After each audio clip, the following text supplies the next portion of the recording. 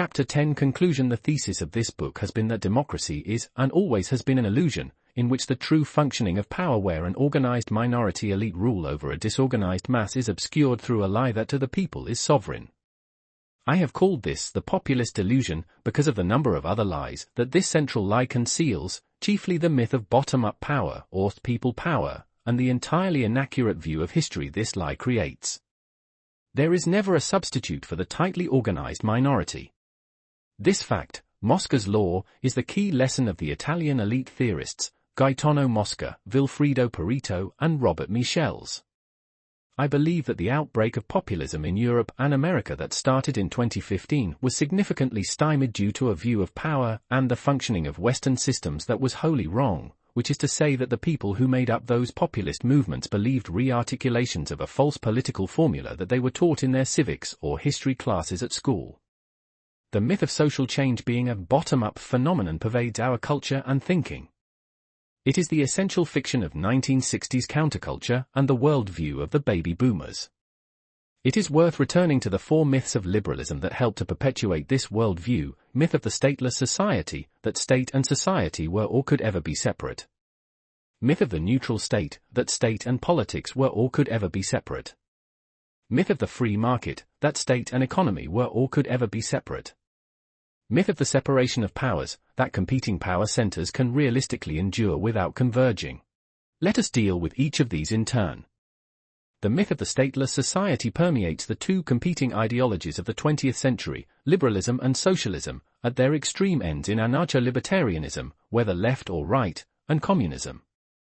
Mosca and Michels demonstrate that this is fundamentally wrong-headed because minority organization always prevails from the level of a tribe to the level of global government. Humans are, simply put, the political animal, and what is called the state is simply the fact that there must be the political function in any society. The second myth, that the state is separate from its laws and institutions, is shown to be false by Carl Schmitt, who demonstrates that, despite liberal pipe dreams, there is no escape from the political. Even though the cloak of neutral or scientific language can be used to mask the ideological content, every institution will bear the mark of the dominant political formula which acts as a kind of theological holy writ. If the political formula is equality, diversity and inclusion, there can be no official bodies or laws that do not conform to it. Samuel T. Francis shows that managerial elites will not stop their social transformations until all relics and vestiges of the old and despised bourgeois regime are replaced by the new religion at every level of culture down to your local museum. Paul Gottfried shows that this is even taken to the domain of science and medicine, to the extent those who resist the political formula are diagnosed with mental disorders. The third myth, that the state and the economy could ever be separated, the myth of the free market, is the central tenet of classical liberalism. Bertrand de Juvenal shows that since the political comes prior to any economy, the economy itself can never and will never escape politics. James Burnham shows that laissez-faire was simply the political formula of the capitalists who gained power in the 19th century, but this, because of the practicalities of mass and scale, gave way to managerialism and the fusion of corporate interests and the state. We have seen how even the economy in the managerial state is a top-down process. The consumer is not sovereign. Despite the slogans, the managerial class use the roles of executives at large corporations and financial institutions to set directives and mission statements for the foreseeable time horizon. The reason organizations such as the UN and the World Economic Forum can announce their visions for Agenda 2030 is because the economy itself is managed. The fourth myth is that there is a separation of powers in a liberal democracy, which is to say that there are checks and balances between the various branches of government. This is largely collapsed by the incisive analysis of Schmitt and the process of power's tendency to seek to conquer feudal castles identified by Juvenal.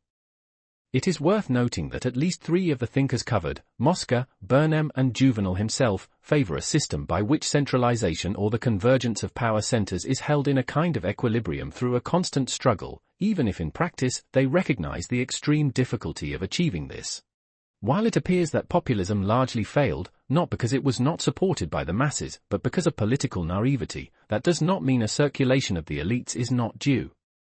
As the lies and manipulations of the managerial regime become more and more visible to a public that has become widely skeptical of our current globalist elites and the system that supports them, agitation for significant change will continue apace.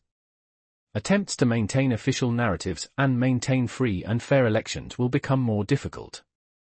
It strikes me that the system then faces many possible points of failure, which include de facto balkanization, the need for more explicit coercion and the use of force, a high-low middle mechanism whereby national governments become the middle, while supranational globalist governance structures become the high and local regions become the middle. Bio-Leninism, or in other words, degradation of the elites and exclusion of people of superior skills and talents, causes the ruling class to become complacent and or inept. Eclipse by foreign powers. At the time of writing, we are seeing all 5 of these things in their nascent state. The political pressure from the public on elected leaders, due to the sheer unpopularity of the policies enacted, may eventually cause them to break decisively with globalist elites. This remains likely so long as nations maintain standing armies. Strong indications in France and elsewhere seem to make it almost inevitable that there will at least be a nominal struggle for national sovereignty against globalist overreach. The political capital spent on the COVID-19 pandemic will exacerbate this, especially given the economic hardship it seems to be bringing.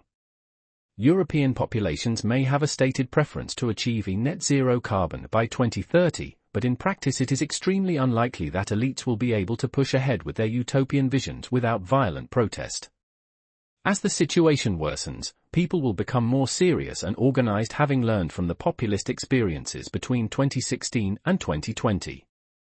Elites, of course, always have an option to reverse course in a bid to reverse these trends, but one suspects that they believe their own visions with a missionary zeal. Even if they do not, the will to power is such that their lust for ever greater control will not let up until power is taken from them by a better organized elite with a political formula better suited to the populations they are supposed to serve. I strongly doubt that this new elite, when they emerge, whether by democratic means or otherwise, will be able to break decisively enough from liberal and democratic myths to do what is necessary to keep Western nations from experiencing certain disaster in the future. However, after decades of chronic mismanagement from the current managers, perhaps all we can hope for is a vaguely sensible replacement for a few years whose interests will be closer to those of the people.